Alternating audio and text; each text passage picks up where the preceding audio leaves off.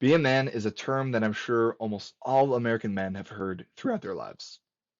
This term shapes a man's view of himself and others based on the context in which it is given. I find this term be a man so hard to define, and in fact, I think that many people don't know what it even means.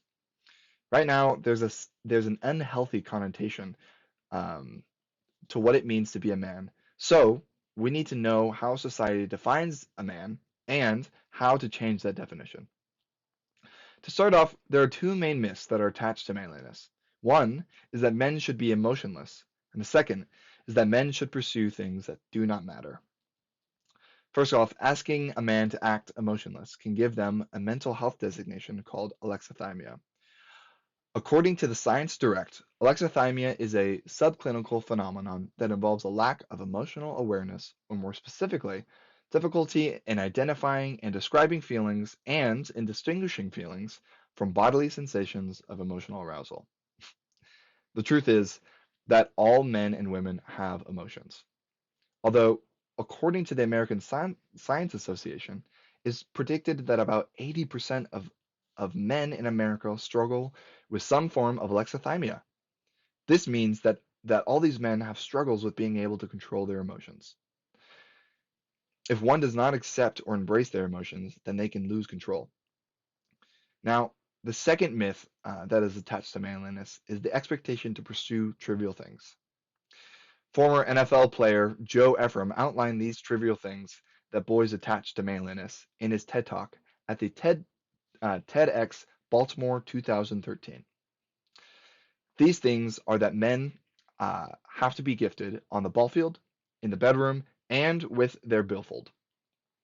On the ball field, men are expected in society to have athletic ability, impressive size, lots of strength, and a special skill set. There's no basis that this is what men have to have. In the bedroom, men are expected to be sexually promiscuous.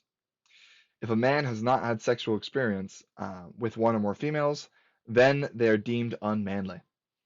This teaches men to use women to gratify their physical desires and to validate their masculine insecurities.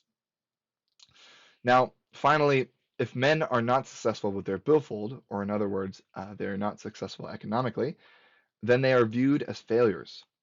In the words of Joe Ephraim, men associate their self-worth with their net worth. This is not true. Now, there are major consequences to believing these two myths. The major consequence is the cycle that it puts men into. When men are socialized, they are given social mandates. This makes it impossible for men to express their emotions, as stated previously.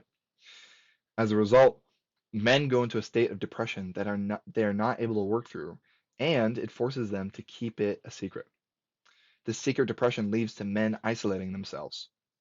And the cycle continues when men feel like they have no other way to escape the pain that they feel other than self-medicating with sex, alcohol, porn, drugs, materialism, and materialism. Finally, this can lead to men trying to take control through violence when they are not being fulfilled and satisfied. This begs the question, if these previous things are not the qualifications for a man, then what does it mean to be a man? Well, I think an individual's heart and an individual's purpose are the qualifications of what makes a man. The heart is where love can pour out. Loving others is one of the most important things that someone can do because all good things come from real love. Finally, purpose in someone's life is the driving force for all their actions. If a man's purpose is to make this world a better place, then their actions would most definitely reflect that. Without a legacy, life does not have much meaning. Those are the qualifications of a true man. Again, being a man does not mean that you have to turn off your emotions and pursue things that are trivial. This idea is an issue that is deeply integrated in our society. I think that society needs to change how it defines a man. Awareness is the first step to change, so we need to be crystal clear of a definition of what it means to be a man. This presentation is a call to action.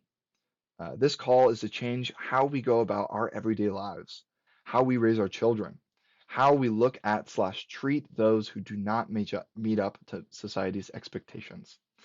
And finally, men need to change how they view themselves.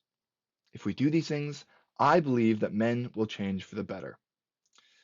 Thank you.